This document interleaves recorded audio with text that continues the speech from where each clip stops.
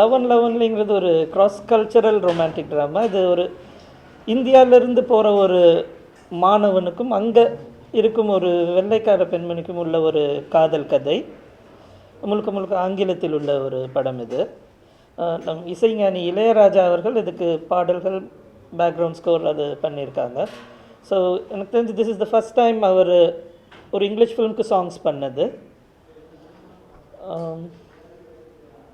இது கம்ப்ளீட்டாக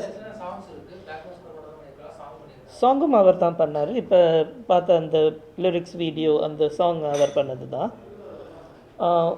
சாங் இங்கே கம்போஸ் பண்ணது, இங்கே ரெக்கார்ட் பண்ணது ட்ராக்கை. அப்போ இந்த பொண்ணோட கேரக்டர் பாடுறது அது ஒரு ஆஸ்திரேலியன் கேர்ளுங்கிறனால ஒரு ஆஸ்திரேலியன் வாய்ஸ் இருந்தால் நல்லாயிருக்கும்னு சார் ஃபீல் பண்ணார். ஸோ ட்ராக்கை எடுத்துகிட்டு போயிட்டு நான் அங்கே அதுக்கு அட்வர்டைஸ் பண்ணி ஒரு ஃபியூ கேர்ள்ஸை சூஸ் பண்ணி அதில் இந்த வாய்ஸ் அனுப்புனேன். சாருக்கு அது பிடிச்சிருந்தது. ஸோ இந்த பொண்ணை வச்சு பாடிடுங்க அப்படின்னு சொன்னார். ஸோ அது அங்கே ரெக்கார்ட் பண்ணி சிட்னியில் அடிலைடில் ரெக்கார்ட் பண்ணி சிட்னியில் மிக்ஸ் பண்ணி யூஸ் பண்ணது. நீங்கள் அந்த கிளிப்ஸ் பார்த்துருப்பீங்க. அந்த பொண்ணு பேசும்போது அது கேமராவை பார்க்காது, வேறு எங்கெங்கேயோ பார்த்துட்ருக்கோம். அதுக்கான ரீசன் என்னென்னா, இப்போ குற்றமே தண்டனைன்னு ஒரு படம் வந்தது. அதில் விதார்த் அவர்களுக்கு ஒரு ரெட்டினைட்டிஸ் பிக்மெண்டோசான்னு ஒரு குறை இருக்கும், டனல் விஷன். அந்த ரேச்சல் ஏக்காருக்கும் அதே தான். அவங்களுக்கு இப்போ கண் பார்வை ரொம்ப குறைவு, அது குறைஞ்சிட்டே போகுது. பட் ராஜா சாருக்கு அது தெரியாது. நான் அவருக்கு வாய்ஸ் மட்டும்தான் அனுப்புனேன். இப்போ வரைக்கும் அதை பற்றிலாம் சொல்லலை. அவர் கேட்டது வாய்ஸு. ஸோ வாய்ஸ் அனுப்புனேன். He was happy with it. So she is the singer. Rerecording எல்லாம் ஒரு 5 நாள் ஆச்சு, கம்போசிங் எல்லாம் சேர்த்து.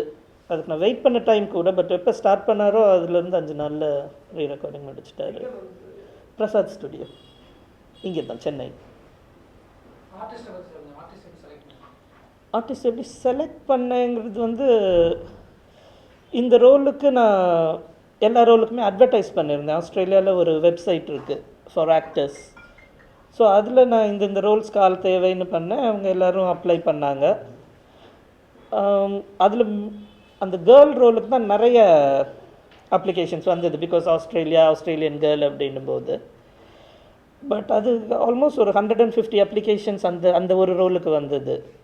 பட் இந்த பொண்ணு அந்த எந்த அப்ளிகேஷன்லேயும் கிடையாது. ஏன்னா நான் அட்வர்டைஸ் பண்ணது ஆக்டர்ஸ்க்கு. இந்த பொண்ணு ஆக்சுவலி எக்ஸ்ட்ரா அப்படின்ற லிஸ்ட்டில், நம்ம இங்கே துணை நடிகைன்னு சொல்லுவோம், அந்த லிஸ்ட்டில் இருந்த ஒரு பொண்ணு. அந்த 150 அப்ளிகேஷன்ஸ் எனக்கு சாட்டிஸ்ஃபேக்டரியாக இல்லைன்னு நான் எக்ஸ்ட்ராஸ் லிஸ்ட்டில் தேடி நான் போய் இந்த பொண்ணை கேட்டேன், நீ நடிக்கிறியா அப்படின்னு. ஸோ அந்த மாதிரி சூஸ் பண்ணோம். ரோஹித் இதுக்கு முன்னாடி தெலுங்கில் ஒரு படம் பண்ணியிருக்காரு, என்ஆர்ஐன்னு. தமிழ்லேயும் ஒரு சின்ன ரோல் பண்ணியிருக்காரு. செல்வராகவன் அவர்களுடைய 2ஆம் உலகம் படத்தில் ஒரு சின்ன ரோல், அனுஷ்காவுடைய ஃபியான்சின்னு வருவார். அது இவர் தான். அதில் ரெக்கக்னைஸ் ஆகிருக்க மாட்டார். But that's him. 2 hours and 11 minutes. So it's a feature length film. Release it was meant for online release. So அதை வந்து பெய்ட் ஆன்லைன் ரிலீஸாக பண்ண போகிறேன் அப்படின்னு தான் ஃபஸ்ட் டைம் ராஜா சாரை மீட் பண்ணுறப்பையும் சொல்லியிருந்தேன். So he was happy about it. So வேறு சேனல்ஸில் வேறு பிளாட்ஃபார்ம்ஸில் இது ரிலீஸ் ஆகும். பட் எனக்கு தெரிஞ்சது main platform is going to be YouTube. ஏன்னா இந்தியாவில் யூடியூபோட ரீச் இஸ் எனாமஸ். ஸோ ஜுவி டிஜிட்டல் கோ அப்படின்னு ஒரு சேனல் அதில் நான் ஓப்பன் பண்ணி அதில் ரிலீஸ் பண்ணுறேன். You can buy R rent. So அது 2 or 3 ஸ்டெப்ஸ். ஜிமெயில் அக்கௌண்ட் இருக்க யார் வேணாலும் ஈஸியாக அந்த யூடியூப் லிங்க்கை கிளிக் பண்ணால் உங்களுக்கு ஆப்ஷன் கிடைக்கும்.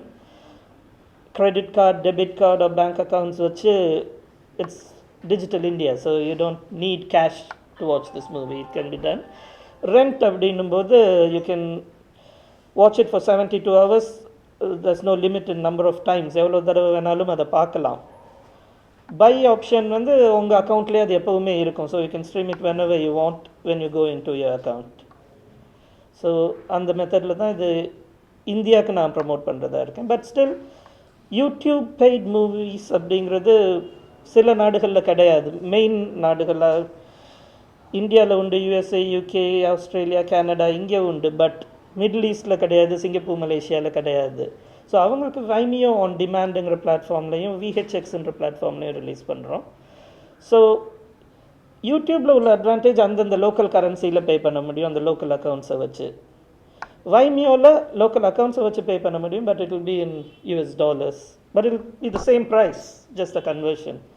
ஸோ அதுவே எல்லாரையும் கவர் பண்ணிடும் அப்படின்னு நினைக்கிறேன். இப்போ ஆஃப்டர் ராஜாஸாஸ் இன்வால்மெண்ட் இந்த மூவி என்னோட டிராஃபிக் 80 to 90% ராஜாஸா ஃபேன்ஸ் தான். ஸோ அவங்க எல்லாரையும் கவர் பண்ணுறதுக்கு I think this would be the best platform. சென்னையில் ரிலீஸ் பண்ணுற மாதிரி ஐடியா நடுவில் வந்தது, ஏர்லியாக கிடையாது.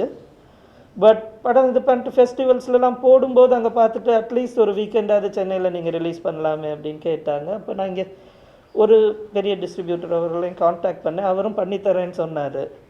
சொன்ன உடனே நான் ராஜா சாருக்கு கால் பண்ணேன், இப்படி தேட்டரில் போடலான்னு இருக்கேன்னும் போது அவர் என்கிட்ட கேட்டது, நீ முதல்ல என்னை பார்த்தப்ப என்ன சொன்னேன்? இல்லை நான் ஆன்லைனில் எக்ஸ்பெரிமெண்ட் பண்ண போகிறேன்னு சொன்னேன். அப்போ நீ ஒரு இனோவேட்டர்னு நினச்சி நான் உனக்கு இவ்வளோ சப்போர்ட் பண்ணேன், அப்புறம் நீ பேக் ஆகுற, மற்றவங்க சொல்கிறத கேட்காத, நீ என்ன நினச்சியோ அதை செய், அதுக்காக தான் நான் சப்போர்ட் பண்ணேன் அப்படின்ற மாதிரி. ஸோ அப்போ தான் நான் ரியலைஸ் பண்ணேன் அவரை இம்ப்ரெஸ் பண்ணது எது, இந்த distribution plan is one of தேட்டுன்னு. ஸோ அப்போ நான் சொன்னேன், இனி நான் யோசிக்க மாட்டேன், தேட்டரில் கிடையாது. ஆஸ்திரேலியாவில் மட்டும் நான் தேட்டரில் ஒரு சின்ன லிமிட்டட் ரிலீஸ் பண்ணேன். ஸோ இந்தியாவில் தேட்டருக்கு கொண்டு வரதில்லை, நான் பிளான் பண்ணபடியே செய்கிறேன். செஞ்சுட்டு அந்த டெக்னாலஜி எல்லாம் ரெடி ஆனோடனே உங்களை வந்து பார்க்குறேன் அப்படின்னு சொல்லிட்டு தான் நான் அதை செஞ்சேன்.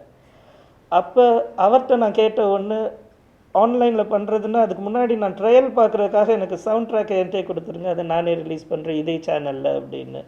So he said go ahead, அதை நீ பண்ணிவிடு, பிகாஸ் அது எக்ஸ்பெரிமெண்டலாக இருக்கும் அப்படின்னும் போது யாருக்கு ரீச் ஆகுது, எந்தெந்த மெத்தட்ஸ் ஒர்க் ஆகுது, எங்கெங்கே இருந்து டிராஃபிக் வருது, இதெல்லாம் பார்க்க எனக்கு அந்த சவுண்ட் ட்ராக் ஹெல்ப்ஃபுல்லாக இருந்துச்சு. ஸோ அதை வச்சு நான் I'm going ahead with online release. Indian money, it will be definitely 2 digits. It won't be more than 100. It will be less than that. Maybe around 75.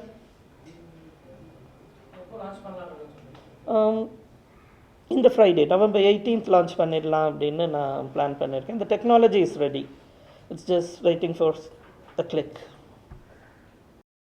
ஆனால் பிச்சைக்காரன் கூட வாங்க மாட்டான்ப்பா. இது பாரு 500 எவ்வளோ நல்லா இருக்குது பாரு, ஸ்ட்ராங்கா.